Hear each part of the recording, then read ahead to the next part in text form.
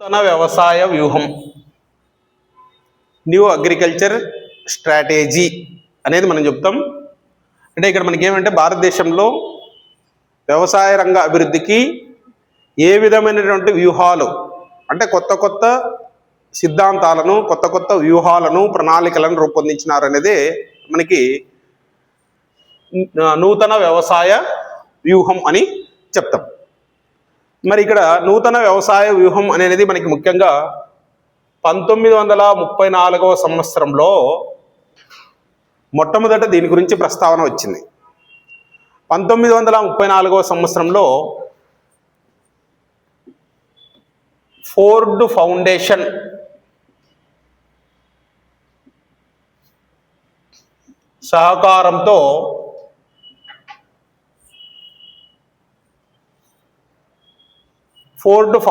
సహకారంతో అధిక దిగుబడిని ఇచ్చే గోధుమ వంగడాలను కనిపెట్టడం జరిగిందనమాట.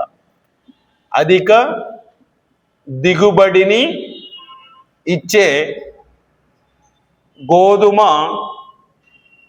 వంగడాలు, మెరాకిల్ సీడ్ అని అంటారు దీన్ని, మెరాకిల్ వీట్.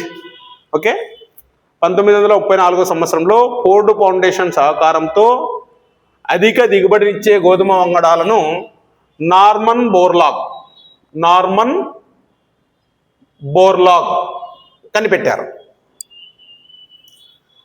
మెక్సికోలో.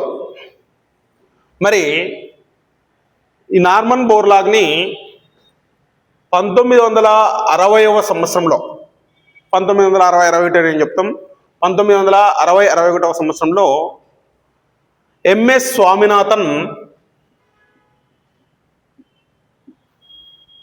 ఎంఎస్ స్వామినాథన్ భారతదేశానికి ఆహ్వానించి భారతదేశంలో నేలల స్వభావాన్ని అధ్యయనం చేయించారు. అంటే ఏ నేలలలో ఏ పంటలను పండించడానికి అవకాశం ఉంది అనేది ఈ స్వామినాథన్ నార్మన్ బోర్లాగ్ ద్వారా రీసెర్చ్ చేయించడం జరిగిందనమాట. ఆ రీసెర్చ్ చేసిన తర్వాత భారతదేశంలో ఏ నేలలు ఏ పంటలకు అనుకూలమని తెలుసుకోవడానికి కారకుడైనారు స్వామినాథన్. అందుకే ఇక్కడ ఏమిటంటే నార్మన్ బోర్లాగ్ని ఏమంటారంటే ప్రపంచ హరిత విప్లవ పితామహుడు అని చెప్తారు. Father of world green revolution అంటాం. అదేవిధంగా father of Indian green revolution అంటే భారతదేశ హరిత విప్లవ పితామహుడు అని అంటే ఎంఎస్ స్వామినాథన్ చెప్తాం అన్నమాట. మరి 1968వ సంవత్సరంలో జర్మనీలో అంతర్జాతీయ సహకార వ్యవసాయ సమావేశం జరిగింది. అంటే ప్రపంచ దేశాలకు సంబంధించినటువంటి ఆర్థికవేత్తలు, వ్యవసాయ నిపుణులు అందరూ కూడా ఇక్కడికి వచ్చి సమావేశమైనారు.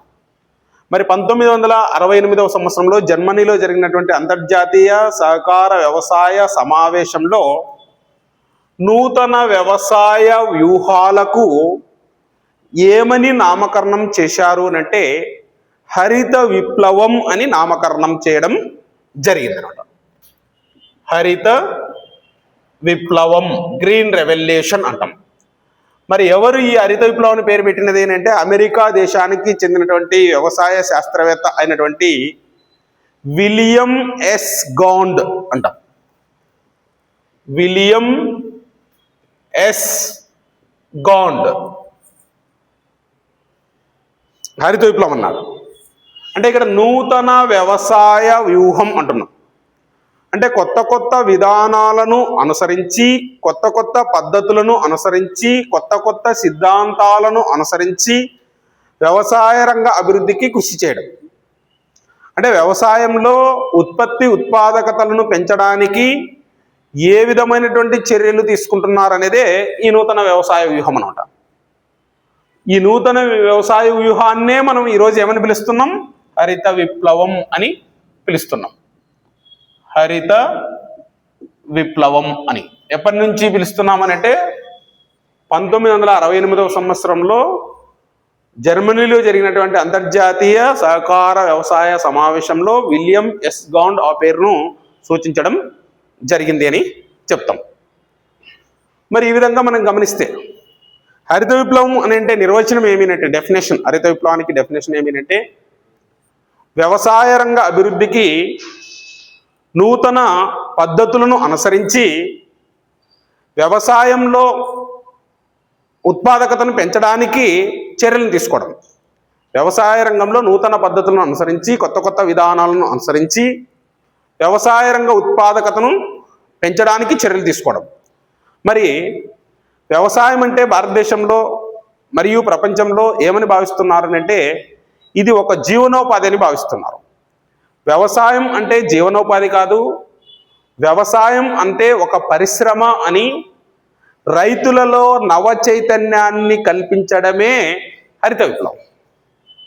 అంటే వ్యవసాయం దండగ కాదు, వ్యవసాయం పండుగ అని దాని అర్థం అంతేనమాట. ఓకే, అంటే వ్యవసాయం జీవనోపాధి కోసం చేస్తున్నాం, వ్యవసాయం జీవనోపాధి కోసం చేసేది కాదు, వ్యవసాయం అనేది కూడా ఒక పరిశ్రమ అని రైతులలో నవ చైతన్యాన్ని కల్పించడమే హరిత విప్లవం.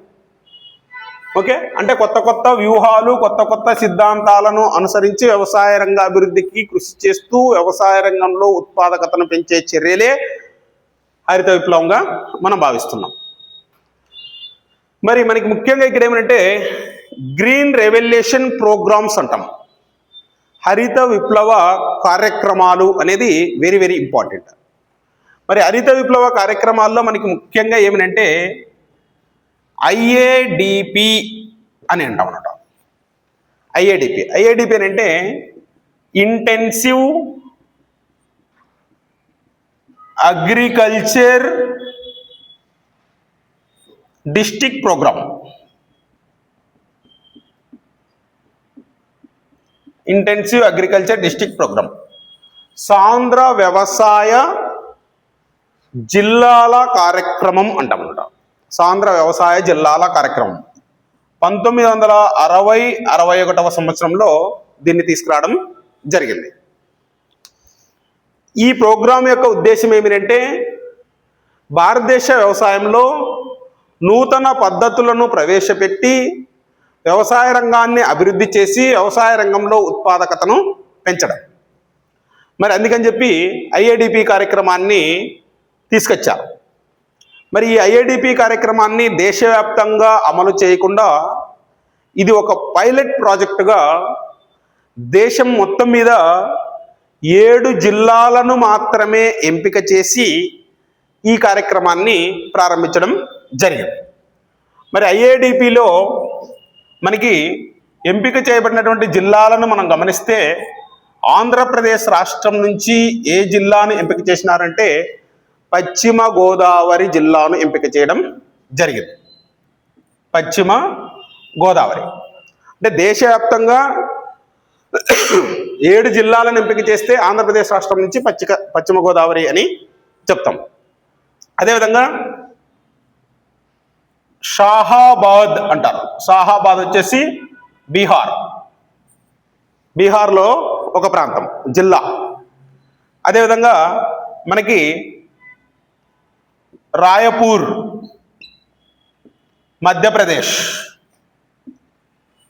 అదేవిధంగా తమిళనాడులోని తంజావూరు తమిళనాడు. ఇలా ఈ 4 ఏ పంటలో దిగుబడిని సాధించడానికి ఎంపిక చేసినారంటే వరి పంటలో మంచి దిగుబడిని సాధించడానికి దేశవ్యాప్తంగా ఈ 4 జిల్లాలను ఎంపిక చేయడం జరిగింది. మరి తర్వాత మనకి ఏమిటంటే లూధియానా,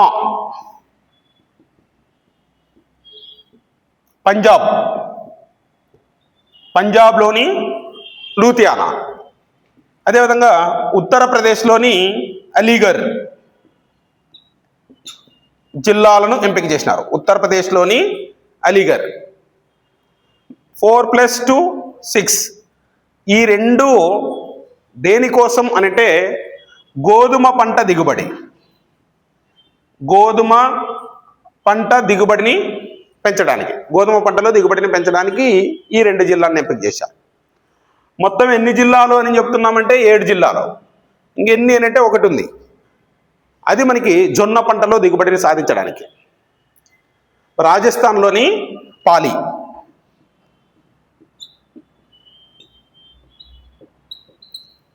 సో ఇట్లా దేశవ్యాప్తంగా మనకి 7 జిల్లాలను ఎంపిక చేశారు. ఆంధ్రప్రదేశ్ రాష్ట్రం నుంచి పశ్చిమ గోదావరి జిల్లా, బీహార్ నుంచి షాహాబాద్, మధ్యప్రదేశ్ నుంచి రాయ్పూర్, తమిళనాడు నుంచి తంజావూర్, పంజాబ్ నుంచి లూధియానా, ఉత్తరప్రదేశ్ నుంచి అలీగఢ్, రాజస్థాన్ నుంచి పాలి అనే జిల్లాలను మాత్రమే ఎంపిక చేసినారు. దేశవ్యాప్తంగా ఈ 7 జిల్లాలని ఏ విధంగా ఎంపిక చేసినారనంటే వాతావరణ పరిస్థితులను ఆధారంగా చేసుకొని, అదేవిధంగా నీటిపారుదల సౌకర్యాలను ఆధారంగా చేసుకొని, నేలల స్వభావాన్ని ఆధారంగా చేసుకొని, అంటే దిగుబడిని సాధించాలంటే మంచి దిగుబడి సాధించాలంటే వ్యవసాయంలో మంచి నేలలు కావాలి, నీరు కావాలి, మంచి వాతావరణం కావాలి. కాబట్టి ఇలా ఈ మూడింటిని ఆధారంగా చేసుకొని ఈ జిల్లాలను ఎంపిక చేశారు అనేది మనం గమనిస్తే, ఇలా మనకి హరిత విప్లవ కార్యక్రమాల్లో భాగంగా మొట్టమొదటి కార్యక్రమం IADP అనే కార్యక్రమాన్ని 1960-61 సంవత్సరంలో భారతదేశంలో తీసుకురావడం జరిగింది. పోటీ పరీక్షలకు ప్రిపేర్ అవుతున్నటువంటి అభ్యర్థులు ఇక్కడ ఖచ్చితంగా గమనించాల్సింది ఏమిటంటే, మనకి ఈ జిల్లాలను రాష్ట్రాలను మ్యాచ్ ద ఫాలోయింగ్ అనే క్వశ్చన్ మనకి ఫ్రేమ్ చేయడానికి అవకాశం ఉంటుంది. ఇక్కడ జాగ్రత్తగా గమనించాల్సినటువంటి అవసరం ఎంతైనా ఉందన్నమాట. సో నెక్స్ట్ ఏ కార్యక్రమాన్ని తీసుకొచ్చారంటే IAAP అనే కార్యక్రమాన్ని, ఇంటెన్సివ్ అగ్రికల్చర్ ఏరియా ప్రోగ్రామ్ అంటాం అన్నమాట. ఇంటెన్సివ్ అగ్రికల్చర్ ఏరియా ప్రోగ్రామ్, సాంద్ర వ్యవసాయ ప్రాంతాల కార్యక్రమం అంటాం. ఇది 1964-65లో దీన్ని ఇంప్లిమెంటేషన్ చేయడం జరిగింది దేశంలో. ఇంటెన్సివ్ అగ్రికల్చర్ ఏరియా ప్రోగ్రామ్ అని చెప్తున్నాం, సాంద్ర వ్యవసాయ ప్రాంతాల కార్యక్రమం అని చెప్తున్నాం. IAAP ఉద్దేశం ఏమి అంటే IADPని విస్తరించడమే, అంటే ఎక్స్పాన్షన్ ఆఫ్ IADP. అంటే IADPలో దేశవ్యాప్తంగా ఎన్ని జిల్లాలు మాత్రమే తీసుకున్నారంటే 7 జిల్లాలే తీసుకున్నారు. మరి ఈ కార్యక్రమాన్ని అంటే నూతన వ్యవసాయ వ్యూహాలను దేశంలో 7 జిల్లాలకే పరిమితం చేయకుండా మరీ ఎక్కువ జిల్లాలకు పరిమితం చేసే లేదా విస్తరించే కార్యక్రమమే IAAP కార్యక్రమం. IADPని లేదా నూతన వ్యవసాయ వ్యూహాలను దేశంలో పరిమిత జిల్లాలకు కాకుండా ఇంకా ఎక్కువ జిల్లాలకు విస్తరింపచేయడమే అని చెప్తున్నాం. మరి ఈ IADP మనం ఎక్కువ జిల్లాలకు విస్తరించాలని చెప్తున్నాం కాబట్టి మనకి IADPలో దేశవ్యాప్తంగా 114 జిల్లాలు ఎంపిక చేయబడ్డాయి. 7 జిల్లాలకే పరిమితమైనటువంటి ఈ నూతన వ్యవసాయ వ్యూహాలు దేశంలో 114 జిల్లాలకు విస్తరించారు. మరి IADPలో దేశవ్యాప్తంగా 7 జిల్లాలు ఎంపిక చేయబడితే IAAPలో ఆంధ్రప్రదేశ్ రాష్ట్రం నుంచే 7 జిల్లాలు ఎంపిక చేయబడ్డాయి. అంటే ఈ కార్యక్రమం దేశం మొత్తం మీద 7 జిల్లాలకు పరిమితమైతే ఈ కార్యక్రమంలో ఆంధ్రప్రదేశ్ రాష్ట్రంలోనే 7 జిల్లాలు ఎంపిక చేయబడ్డాయి. దేశవ్యాప్తంగా 114 జిల్లాలు ఎంపిక చేయబడ్డాయి. మరి ఆంధ్రప్రదేశ్ నుంచి ఏ జిల్లాలు ఎంపిక చేయబడ్డాయి అంటే తూర్పు గోదావరి, పశ్చిమ గోదావరి, కృష్ణా, గుంటూరు ప్రస్తుత ఆంధ్రప్రదేశ్ నుంచి. మరి ఇవి కాకుండా యునైటెడ్ ఆంధ్రప్రదేశ్లో కదా ఈ కార్యక్రమం ప్రారంభమైనది. అందుకని ఇప్పుడు ప్రస్తుతం తెలంగాణలో ఉన్నటువంటి రాష్ట్రాలు మనం తీసుకుంటే మహబూబ్ నగర్, అదేవిధంగా కరీంనగర్, వరంగల్ జిల్లాలు. ఇదా IADPని విస్తరించడంలో భాగంగా IAAPలోనే రాష్ట్రంలోనే 7 జిల్లాలు ఎంపిక చేయబడ్డాయి. మొత్తం 114 జిల్లాలు. అదేవిధంగా IAAP దేశవ్యాప్తంగా ఎన్ని ప్రాంతాలలో అమలు చేయబడింది అంటే 117 ప్రాంతాలు. 117 ప్రాంతాలు. ఇక్కడ చాలా జాగ్రత్తగా ఉండాలి. పోటీ పరీక్షలకు ప్రిపేర్ అయ్యేటప్పుడు ఏ విధంగా అడుగుతాడు ఎగ్జామ్కి ప్రశ్న అనేది మనం గమనిస్తే ఐఏఏపి ఎన్ని జిల్లాలలో ప్రారంభించినారంటే 114 జిల్లాల్లో. ఎన్ని ప్రాంతాలలో అంటే 117. అంటే ఒక జిల్లాలో ఒకటి కంటే ఎక్కువ ప్రాంతాల్లో దీన్ని తీసుకొచ్చినారని దాని అర్థం, అంతే తప్ప వేరేది ఏం లేదన్నమాట. ఓకే, ఈ విధంగా. సో నెక్స్ట్ మనకి ఇంపార్టెంట్గా ఏమనంటే హెచ్వైవిపి అంటాం. హెచ్వైవిపి హై ఈల్డింగ్ వెరైటీస్ ప్రోగ్రామ్ అంటాం. హై ఈల్డింగ్ వెరైటీస్ ప్రోగ్రామ్, అధిక దిగుబడిని ఇచ్చే విత్తనాల కార్యక్రమం అంటాం. హై ఈల్డింగ్ వెరైటీస్ ప్రోగ్రామ్, అధిక దిగుబడిని ఇచ్చే విత్తనాల కార్యక్రమం అంటాం. 1966లో ఇది. ఇక్కడి నుంచే మనకి హరిత విప్లవం బాగా మనకి ఫలితాలు ఇచ్చింది అని చెప్పవచ్చు.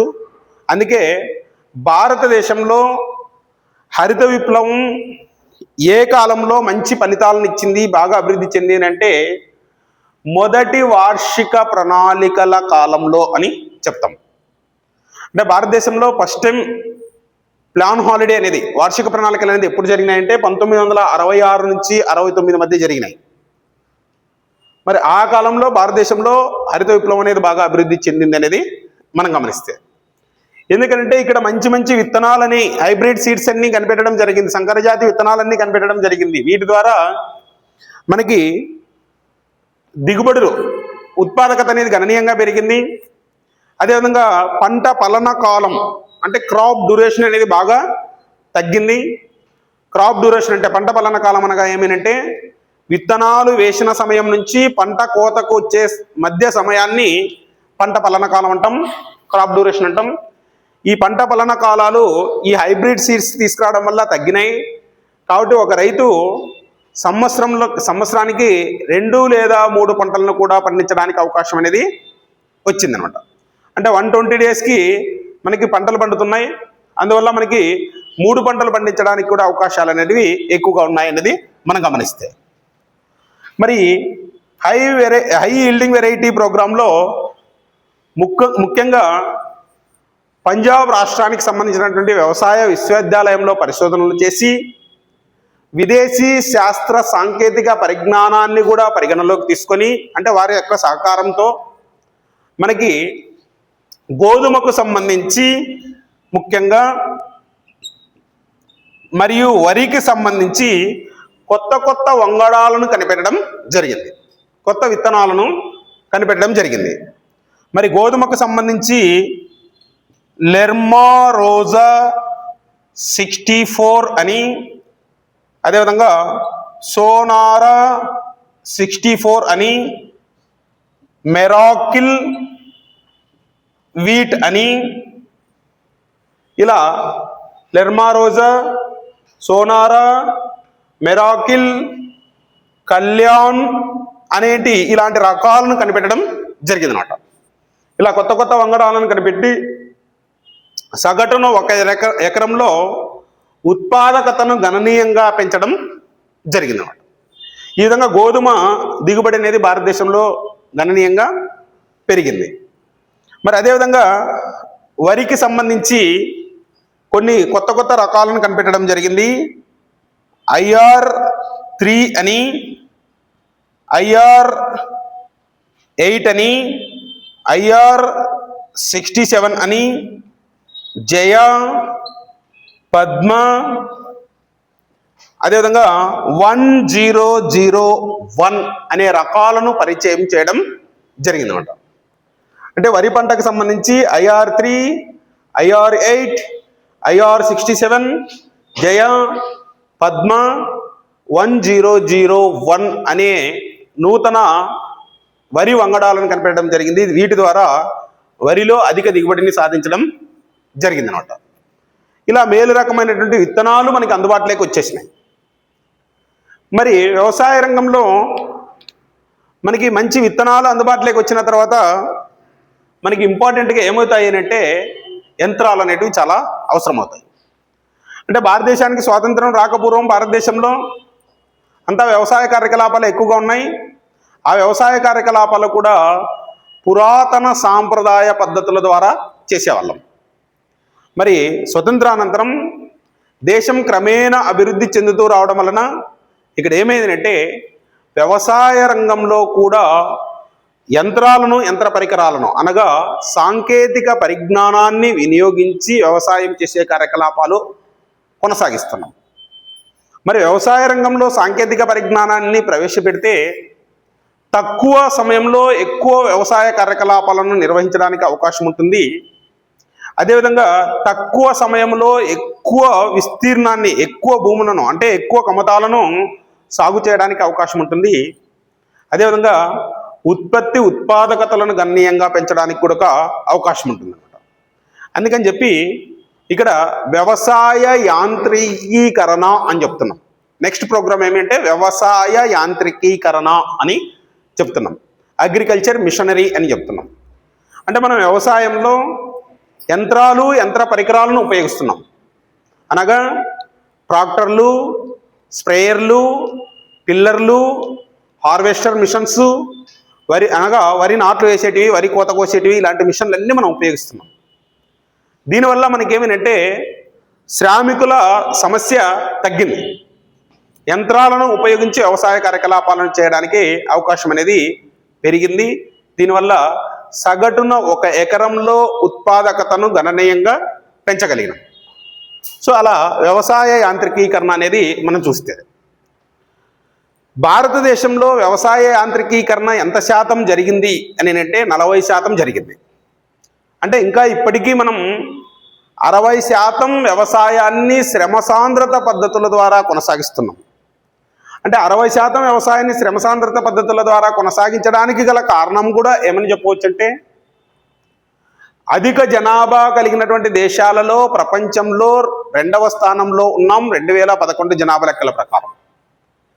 మరి ఎక్కువ జనాభా వ్యవసాయ రంగం పైన ఆధారపడింది కాబట్టి ఇక్కడ మనం మిషనరీకి ఎక్కువగా ఇంప్లిమెంటేషన్ చేయడానికి బదులుగా మనం శ్రామికులను ఉపయోగిస్తున్నాం. అదేవిధంగా భారతదేశం అభివృద్ధి చెందుతున్న దేశం కాబట్టి దేశంలో మూలధన సామర్థ్యం తక్కువగా ఉంది కాబట్టి, అంటే పెట్టుబడులు తక్కువగా ఉన్నాయి కాబట్టి అత్యధిక సాంకేతిక పరిజ్ఞానాన్ని వినియోగించే స్తోమత కూడా తక్కువగా ఉంది కాబట్టి మనం యంత్రాలకు బదులుగా శ్రామికుల్ని ఎక్కువగా ఉపయోగిస్తున్నాం అనేది కూడా మనం గమనించాలి. ఏది ఏమైనప్పటికీ దేశంలో వ్యవసాయ యాంత్రికీకరణ క్రమేణా పెరుగుతున్నది అనేదే మనం గమనించాలి. మరి దేశంలో భారతదేశంలో 40% వరకు వ్యవసాయ యాంత్రికీకరణ ఉంది అని చెప్తున్నాం. అదేవిధంగా చైనాలో అయితే 60% వరకు వ్యవసాయ యాంత్రికీకరణ జరిగింది. బ్రెజిల్ దేశంలో అత్యధికంగా 75% వ్యవసాయ యాంత్రికీకరణ అనేది జరిగింది అనమాట. అంటే 75% యంత్రాల ద్వారా వ్యవసాయం చేస్తే శ్రామికులపైన ఆధారపడి కేవలం 25% మాత్రమే వ్యవసాయ కార్యకలాపాలు నిర్వహిస్తున్నారు అనేది మనం గమనిస్తే, మనకి జనాభా ఎక్కువ కాబట్టి శ్రామికుల ద్వారా పైన ఆధారపడే వ్యవసాయ కార్యకలాపాలను చేసుకోవాల్సినటువంటి అవసరం కూడా ఉంది అనేది మనం గమనించాలి. ఈ విధంగా వ్యవసాయ యాంత్రికీకరణ అనేది మనం గమనిస్తే, ఇంకా దీనికి తోడు మనకి రసాయనిక ఎరువులు, క్రిమిసంహారక మందులు అనేది కూడా వెరీ వెరీ ఇంపార్టెంట్. అంటే మనకి ఐఏడిపి, ఐఏఏపి, హెచ్వైవిపి, అదేవిధంగా వ్యవసాయ యాంత్రికీకరణ అగ్రికల్చర్ మిషనరీతో పాటుగా మనకి ఫర్టిలైజర్ అనేది వెరీ వెరీ ఇంపార్టెంట్. అంటే రసాయనిక ఎరువులు, క్రిమిసంహారక మందులు అనేది కూడా చాలా ఇంపార్టెంట్. అంటే భారతదేశంలో వ్యవసాయ రంగంలో మార్పులు చోటు చేసుకున్నాయి. అంటే మనం అధిక దిగుబడినిచ్చే విత్తనాలను కనిపెట్టినాం. వీటి ద్వారా ఉత్పాదకతను పెంచడానికి కావాల్సినటువంటి రసాయనిక ఎరువులు, క్రిమిసంహారక మందులను కూడా మనం కనిపెట్టగలిగినాం. అందుకే హరిత విప్లవాన్ని జాన్ కౌర్ అనేవాళ్ళు, జాన్ అండ్ కౌర్ అనేవాళ్ళు ఏమని అభివర్ణించారు అంటే సీడ్ అండ్ ఫర్టిలైజర్ రెవల్యూషన్ అని అన్నారు.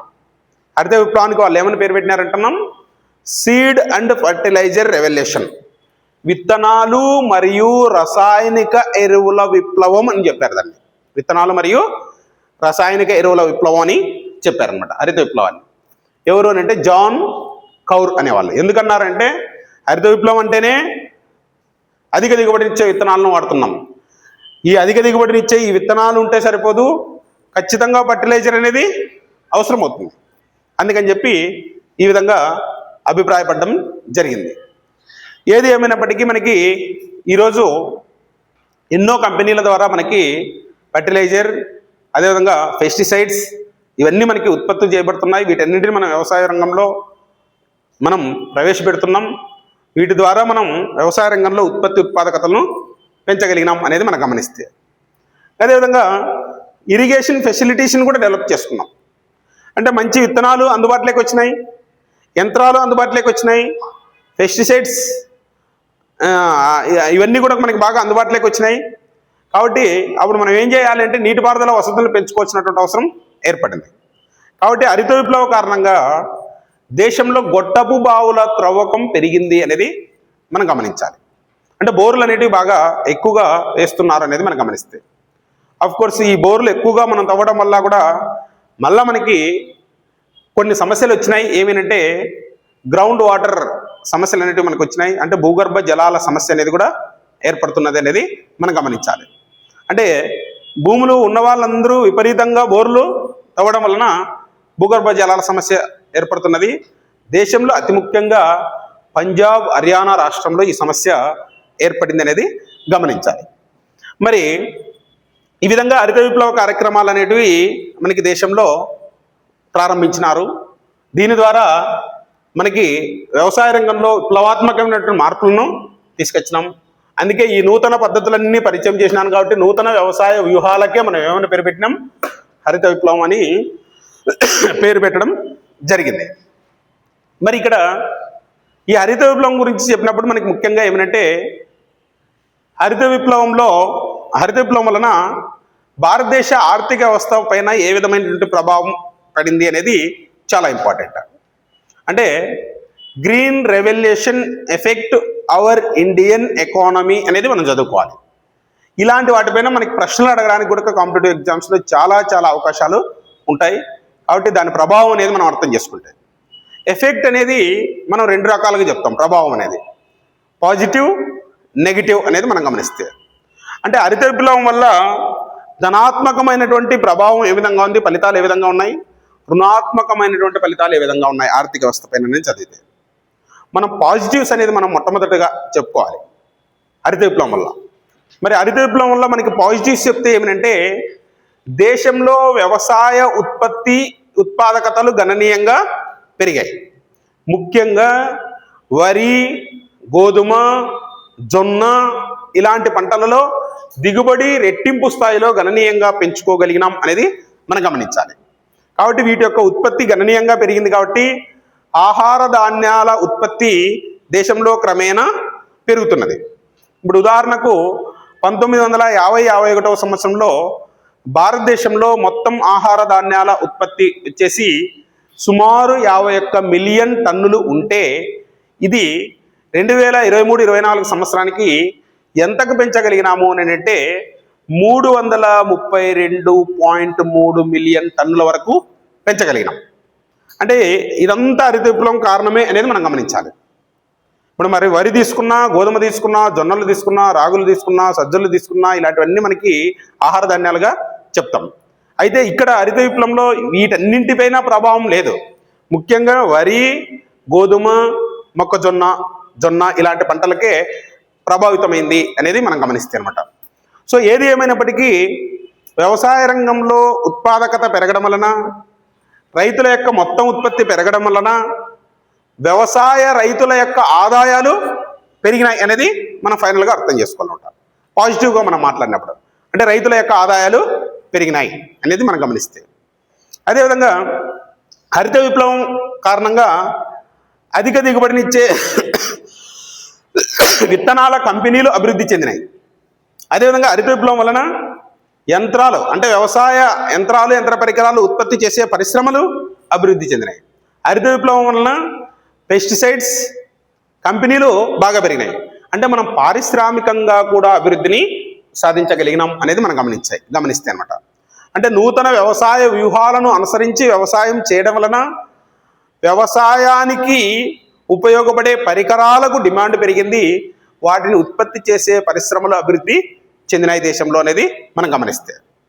అదేవిధంగా హరిత విప్లవం కారణంగా మనకి HYVP ప్రోగ్రామ్ని తీసుకురావడం వల్ల అంటే అధిక దిగుబడి ఇచ్చే విత్తనాల కార్యక్రమాన్ని తీసుకొచ్చారు. అదేవిధంగా ఈ హైబ్రిడ్ సీడ్స్ అంటే మనకి ముఖ్యంగా ఏమంటే పంట ఫలన కాలం తగ్గింది, క్రాప్ డ్యూరేషన్ అనేది తగ్గింది. దీనివల్ల మనం గమనిస్తే వ్యవసాయ రైతులు సంవత్సరానికి 2 లేదా 3 పంటలను పండించగలుగుతున్నారు అనేది మనం గమనించాలి. మరి 2 లేదా 3 పంటలను పండిస్తే రైతుల యొక్క ఆదాయం రెట్టింపు అవుతుంది, పెరుగుతుంది అనేది మనం గమనిస్తే. అదేవిధంగా సంవత్సరంలో 2-3 పంటలు పండించే అవకాశం ఉంటే ఏమవుతుంది అంటే పంట మార్పిడి అనేది జరుగుతుందన్నమాట. పంటల మార్పిడి వలన భూమిలో పోషక విలువలని పెంపొందించుకో అవకాశం కూడా ఉంటుంది. అంటే మనకి ఎప్పుడు ఒకే పంటను పండించడం వల్ల వ్యవసాయంలో దిగుబడి తగ్గిపోతుంది. పంటల మార్పిడి వలన పంటలకు ఒక్కొక్క పంటకు ఒక్కొక్క రకమైనటువంటి లవణాలు, ఇంధన, ఖనిజాలు ఇలాంటివన్నీ ఉపయోగపడతాయి. అందువల్ల ఒకే పంటను వేస్తే ఆ భూమిలో ఉన్నటువంటి ఆ లవణాలన్నీ తీసేసుకుంటే మళ్ళీ ఆ పంట పండదనమాట. అందుకని చెప్పి పంట మార్పిడి అనేది మనకి జరుగుతున్నది, భూమి నాణ్యతను పెంచుకోగలుగుతున్నాం అనేది మనం గమనిస్తే. అదేవిధంగా హరిత విప్లవం వల్ల మనకి 2 లేదా 3 పంటలు పండించడం వల్ల వ్యవసాయ రైతులకు, కూలీలకు ఉపాధి అవకాశం పెరిగింది అనేది మనం గమనించాలి. అంటే వ్యవసాయ కూలీలకు ఉపాధి పెరిగింది అనేది కూడా మనం అర్థం చేసుకోవాలన్నమాట. ఓకే, మరి ఇంకా మనం గమనిస్తే ఇక్కడ ముఖ్యంగా ఏమీనంటే ఈ హరిత విప్లవం వల్ల మనం పాజిటివ్గా మనం చెప్తే రాష్ట్రాల GSDP పెరిగింది. రాష్ట్రాల GSDP పెరిగితే దేశ GDP పెరగడానికి కారణమైంది అనేది మనం గమనిస్తే. అంటే వ్యవసాయ ఉత్పత్తిని అంతా కూడా ఆ రాష్ట్రాల GSDPలో కలుపుతున్నాం. మళ్ళీ ఆ రాష్ట్రాల GSDPలన్నీ పెరగడం వల్ల దేశ GDP పెంచడానికి అవకాశం పెరిగింది అనేది మనం గమనిస్తే. అదేవిధంగా ప్రజల యొక్క ఆదాయాలు పెరిగినాయి. ప్రజల యొక్క ఆదాయాలు పెరిగి జీవన ప్రమాణ స్థాయి పెరగడానికి అవకాశం అనేది ఉంది. అంటే దేశ ప్రజల యొక్క జీవన ప్రమాణ స్థాయి, స్టాండర్డ్ ఆఫ్ లివింగ్ అనేది ఇంక్రీజ్ అయింది అనేది మనం గమనిస్తే. అంటే జీవన ప్రమాణ స్థాయి అంటే వారి యొక్క కొనుగోలు శక్తి సామర్థ్యాలు పెరగడం అనేది అర్థం అన్నమాట. ఓకే, ఆదాయాలు పెరిగితే కొనుగోలు శక్తి సామర్థ్యాలు అనేవి పెరుగుతాయి కాబట్టి అనేది మనం గమనిస్తే. సో అదేవిధంగా ఇక్కడ మనకి హరిత విప్లవం వల్ల మనకి ముఖ్యంగా ఏమిటంటే పంటల విధానంలో మార్పులు చోటు చేసుకున్నాయి. అంటే ఇక్కడ ఏమిటంటే క్రమేణా ఆహార పంటల నుంచి వాణిజ్య పంటల అభివృద్ధి కూడా జరిగింది అనేది మనం గమనిస్తే. అంటే దేశంలో ఆహారేతర పంటలైనటువంటి వాణిజ్య పంటల అభివృద్ధి కూడా క్రమేణా జరిగింది. ఏది ఏమైనప్పటికీ ఆహార పంటల అంత అభివృద్ధి వాణిజ్య పంటల్లో లేదు అనేది మనం అర్థం చేసుకోవాలి. అంటే వాణిజ్య పంటలు తక్కువగానే అభివృద్ధి చెందినాయి దేంతో పోలిస్తే, ఆహార పంటలతో పోలిస్తే. గ్రీన్ రెవల్యూషన్, హరిత విప్లవం అంటేనే వరి, గోధుమ, జొన్న కాబట్టి ఇవన్నీ ఆహార ధాన్యాలే. కాబట్టి ఆహార ధాన్యాల ఉత్పత్తిలోనే గణనీయమైనటువంటి అభివృద్ధిని సాధించినాం. అయితే ఈ హరిత విప్లవం వాణిజ్య పంటల అభివృద్ధికి కూడా దోహదపడింది అనేది మాత్రమే మనం తెలుసుకోవాల్సినటువంటి అవసరం ఉందన్నమాట. సరే, ఈ విధంగా మనకి పాజిటివ్స్ మనం తీసుకుంటే మరి హరిత విప్లవం వలన మనకి నెగిటివ్స్ అనేది మనం అవగాహన చేసుకుంటే అంటే ఇక్కడ ఏమిటంటే ఆర్థిక వ్యవస్థ పైన హరిత విప్లవ ప్రభావం అంటే నెగిటివ్గా ఏ విధంగా ఉంది, ప్రతికూలంగా ఏ విధంగా ఉంది అనేది మనం గమనిస్తే హరిత విప్లవం కొన్ని పంటలకే పరిమితమైంది అనేది మనం గమనించాలి ఫస్ట్ పాయింట్గా. అంటే ఇక్కడ ఏమిటంటే వరి, గోధుమ, జొన్న లాంటి పంటలకు మాత్రమే హరిత విప్లవం పరిమితమైంది అనేది మనం గమనిస్తే ఇది ఒక డిసడ్వాంటేజ్గా చెప్తాం అన్నమాట. ఓకే, నెగిటివ్గా మనం చెప్తాం. అంటే అన్ని పంటలు మనం పెంచలేకపోయినాం. అంటే హరిత విప్లవంలో ఏమైనా కూరగాయల గురించి మాట్లాడినారా, హరిత విప్లవంలో ఏమైనా పండ్ల గురించి మాట్లాడినారా అంటే మాట్లాడలేదు. కేవలం ఆహార ధాన్యాల గురించి మాత్రమే మాట్లాడినారు అనేది మనం గమనిస్తే. కాబట్టి మనం హార్టికల్చర్ని బాగా డెవలప్ చేసుకోలేకపోయినాం దేశంలో అనేది మనం గమనించాలి. అదేవిధంగా హరిత విప్లవం కొన్ని ప్రాంతాలకు మాత్రమే పరిమితమైంది. అంటే దేశవ్యాప్తంగా ఈ కార్యక్రమాలు జరగలేదు. ఉదాహరణకు మనం IADPనే తీసుకున్నాం అనుకోండి, దేశంలో కేవలం 7 జిల్లాల్లోనే ప్రారంభమైంది. తర్వాత దీన్ని IIAPలో 114 జిల్లాలకు పరిమితం చేయడం జరిగింది. మరి అయితే ఇక్కడ మొత్తం దేశవ్యాప్తంగా దీని ప్రభావం అనేది లేదు. హరిత విప్లవం కొంత ప్రాంతానికే పరిమితమైంది అని చెప్తున్నాం. ఉదాహరణకు పంజాబ్, హర్యానా, ఉత్తరప్రదేశ్, రాజస్థాన్ రాష్ట్రాలకు మాత్రమే హరిత విప్లవ ప్రభావం ఉంది. దేశంలో మిగిలిన రాష్ట్రాల్లో ఎలాంటి ప్రభావాన్ని చూపలేదు అనేది మనం గమనిస్తే. అదేవిధంగా హరిత విప్లవంలో మనం ఏం చేసినామంటే వ్యవసాయ యాంత్రికీకరణకు ప్రాధాన్యత ఇచ్చాం. అంటే యంత్రాలు, యంత్ర పరికరాలను ఎక్కువగా వినియోగించడం మొదలుపెట్టాం. మరి ఎప్పుడైతే యంత్రాలు, యంత్ర పరికరాలను ఎక్కువగా వినియోగించడం మొదలుపెట్టామో వ్యవసాయంలో, అప్పుడు వ్యవసాయ కూలీలకు ఉపాధి అవకాశాలు తగ్గాయి. ఇక్కడ మనం ఈ పాయింట్ని ఎలా చదువుకోవాలంటే పాజిటివ్లోనూ చదువుకోవాలి, నెగిటివ్లోనూ చదువుకోవాలి. పాజిటివ్ చెప్పేటప్పుడు ఏం చెప్తాం? పంట ఫలన కాలం తగ్గడం వలన హైబ్రిడ్ సీడ్స్ వచ్చి సంవత్సరానికి 2 లేదా 3 పంటలు పండించడం వల్ల వ్యవసాయ కూలీలకు ఉపాధి అవకాశాలు పెరిగినాయని అక్కడ చదువుకుంటాం. నెగిటివ్స్ చెప్పినప్పుడు ఏం చదువుకోవాలి? వ్యవసాయంలో యంత్రాలను పరిచయం చేయడం వలన శ్రామికులకు డిమాండ్ తగ్గి నిరుద్యోగ సమస్య పెరిగింది అనేది చదువుకుంటాం అనమాట. ఓకే, అక్కడ చదివినాం మళ్ళీ ఇక్కడ చదవకూడదు అనేది ఏం లేదు. 2 రకాలుగా ఈ పాయింట్ చదవాల్సినటువంటి అవసరం ఉంటుంది అనమాట. ఓకే, మరి అదేవిధంగా మనకి హరిత విప్లవం వల్ల మనం నెగిటివ్స్ అనేది మనం తీసుకుంటే మనకి మంచి విత్తనాలు ఉన్నాయి, మంచి పరికరాలు ఉండడం వల్ల మనం నీటిపారుదల సౌకర్యాలను పెంపొందించుకునే క్రమంలో గొట్టబావులను ఎక్కువగా తవ్వాం. మరి గొట్టబావులను ఎక్కువగా త్రవ్వడం వలన భూగర్భ జలాల సమస్య అనేది ఏర్పడింది అనేది మనం గమనిస్తే. సో ఆ విధంగా మనకి నెగిటివ్స్ గురించి మనం చెప్తే, నెగిటివ్స్లో ఇంకా ఇంపార్టెంట్గా ఏం చెప్పవచ్చు అంటే భారతదేశ వ్యవసాయం పెట్టుబడిదారీ వ్యవసాయంగా మారింది. అంటే భారతదేశ వ్యవసాయం పెట్టుబడిదారీ వ్యవసాయంగా మారింది అని అంటే ఏమనంటే విత్తనాలు కొనాలంటే రైతు ఎక్కువ ఖరీదు, యంత్రాలు కొనాలంటే ఎక్కువ ఖరీదు, ఎరువులు కొనాలంటే ఎక్కువ ఖరీదు, క్రిమిసంహారక మందులు కొనాలంటే ఎక్కువ ఖరీదు, కూలీలకు వేతనాలు ఎక్కువగా ఉండడం, కూలీ ఎక్కువగా ఉండడం, ఇవన్నీ ఎక్కువ ఖర్చు వస్తున్నది రైతుకు. అందుకని భారతదేశ వ్యవసాయం పెట్టుబడిదారీ వ్యవసాయంగా మారింది అనేది మనం గమనిస్తే. అదేవిధంగా ఇక్కడ ఈ నెగిటివ్స్ గురించి మనం చెప్పుకునే క్రమంలో మనకి ముఖ్యంగా ఏమిటంటే వ్యవసాయంలో ఈ రసాయనిక ఎరువులు, క్రిమిసంహారక మందులను మనం ఎక్కువగా వినియోగించడం వల్ల ఏమైంది అని అంటే భూమి నాణ్యత కోల్పోతున్నాం. అంటే భూమి కాలుష్యం అనేది కూడా ఏర్పడుతున్నది అనేది మనం గమనిస్తే, ఎక్కువ ఎరువులను, క్రిమిసంహారక మందులను వీటన్నిటినీ మనం పంటలకు ఉపయోగించడం వల్ల భూమిలో నాణ్యత అనేది లోపిస్తున్నది. అదేవిధంగా ఆహార ధాన్యాలు కూడా కలుషితం అవుతున్నాయి అనేది మనం అర్థం చేసుకుంటాం. అంటే మనం ఈరోజు తీసుకునే ఫుడ్ అంతా పొల్యూషన్ ఫుడ్డే. అంటే ఆ కెమికల్స్ అన్నీ ఆటోమేటిక్గా ఆ పంటల్లో ఉన్నాయి, ఆ విత్తనాల్లో ఉన్నాయి. వాటిని మనం తీసుకోవడం వల్ల మనకి ఆరోగ్యాలు పాడవుతున్నాయి అనేది మనం గమనిస్తే, మరి ఈ విధంగా మనకి హరిత విప్లవం వల్ల నెగిటివ్గా మాట్లాడుకుంటే అంటే నెగిటివ్స్ ఉన్నాయి, పాజిటివ్స్ ఉన్నాయి అనేది మనం గమనిస్తే, ఇప్పుడు హరిత విప్లవం పెట్టుబడిదారీ అంటే హరిత విప్లవం వలన వ్యవసాయం పెట్టుబడిదారీ వ్యవసాయంగా మారిందని చెప్తున్నాం.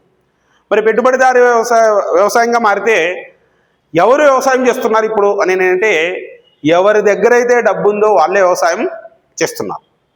అంటే ఇక్కడ ఏమిటంటే భూస్వాములు, ధనవంతులు మాత్రమే వ్యవసాయ కార్యకలాపాలు చేసి వారే పంటలు పండించి వాళ్ళే మళ్ళీ తిరిగి ఆదాయాన్ని పొందుతున్నారు. దేశంలో ఉపాంత రైతులు సగటు కమత పరిమాణం కేవలం 0.38 హెక్టార్లు మాత్రమే ఉంది. వీరు తమ వద్ద ఉన్నటువంటి ఈ తక్కువ కమతంలో ఎక్కువ ఖరీదైనటువంటి విత్తనాలను కానీ, ఎక్కువ ఖరీదైనటువంటి యంత్రాలను కానీ, అదేవిధంగా రసాయనిక ఎరువులు, క్రిమిసంహారక మందులు వినియోగించి వ్యవసాయం చేసే స్తోమత వాళ్ళకి లేకపోవడం వల్ల మనకి దేశంలో ఏమవుతుంది అంటే భూస్వామ్యులు మరియు పేదవారు అనే వర్గాలు ఏర్పడడం జరిగింది అనేది మనం గమనిస్తే అనమాట. అంటే ఇక్కడ ఏమిటంటే ఆదాయ అసమానతలు పెరగడానికి హరిత విప్లవం కారణమైంది అనేది మనం గమనిస్తే. సో ఇక్కడ మనకేమిటంటే పోటీ పరీక్షలకు ప్రిపేర్ అయ్యే అభ్యర్థులు హరిత విప్లవం అంటే ఏమిటి మనం తెలుసుకోవాలా, హరిత విప్లవ కార్యక్రమాలు అంటే ఏమిటి మనం తెలుసుకోవాలి. అదేవిధంగా మనకి ముఖ్యంగా ఏమిటంటే భారతదేశ ఆర్థిక వ్యవస్థ పైన హరిత విప్లవం యొక్క ప్రభావం అనేది బాగా మనం అవగాహన చేసుకోవాలి. అంటే హరిత విప్లవ ప్రభావం అనేది పాజిటివ్గాను ఉండొచ్చు, నెగిటివ్గాను ఉండవచ్చు. అంటే ధనాత్మకంగా, రుణాత్మకంగా అని చెప్తున్నాం. అంటే హరిత విప్లవం ఆర్థిక వ్యవస్థకు మంచి ఫలితాలను ఇచ్చింది, హరిత విప్లవం ఆర్థిక వ్యవస్థకు చెడు ఫలితాలను కూడా ఇచ్చింది అనేది మనం గమనిస్తే, ఇది మనకి గ్రీన్ రెవల్యూషన్ అనేది ఏ విధంగా చదువుకోవాలనేది ఈ కాన్సెప్ట్ అన్నమాట. ఓకే, ఇలా మనకి ఏమిటంటే కాంపిటేటివ్ ఎగ్జామ్స్ ప్రిపేర్ అయ్యేటప్పుడు ఏ టాపిక్ తీసుకున్నా కూడా దాని గురించి మీరు క్షుణ్ణంగా అవగాహన చేసుకుంటే బిట్టు ఏ విధంగా వచ్చినా మీరు ఎగ్జామ్లో ఆన్సర్ చేయడానికి అవకాశం ఉంటుంది, జాబ్ సంపాదించుకోవడానికి అవకాశం ఉంటుంది. కాబట్టి ఇలాంటి వీడియోలు ఎన్నో మనం చేస్తాం, అన్ని చాప్టర్లకు సంబంధించి, అన్ని కాన్సెప్ట్లకు సంబంధించి. కాబట్టి అనంత భవిత అకాడమీ అనే ఛానల్ని మీరు సబ్స్క్రైబ్ చేసుకోండి, అదేవిధంగా లైక్ చేయండి, అదేవిధంగా మీకు నచ్చిన తర్వాత మీ ఫ్రెండ్స్కి కూడా షేర్ చేయండి.